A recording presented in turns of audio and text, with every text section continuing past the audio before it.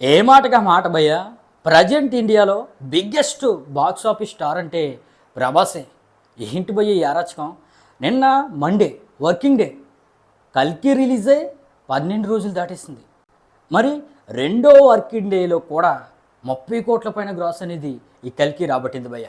ఆ రోజు బాహుబలి 2 రాబట్టింది, ఈరోజు కల్కి రాబట్టింది. మరి రెండో వర్కింగ్ డేలో 30 కోట్ల పైన గ్రాస్ రావడం అంటే వేడిగా మామూలు విషయం కాదు భయ్య. ఈ కల్కి మూవీకి ఇంకో 2 వారాల రన్ అనేది ఖచ్చితంగా ఉంటుంది.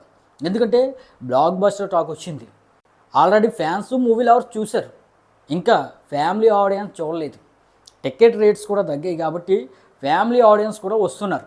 దాంతో భయ్య ఈ మూవీ 1500 కోట్ల మార్కు రీచ్ అయ్యే అవకాశం గట్టిగా కనిపిస్తుంది. అయితే ఆ విషయం పక్కన పెడితే భయ్య 12 రోజులకి ఈ మూవీ 980 కోట్ల గ్రాస్ మార్క్ అనేది తెచ్చేసింది భయ్య.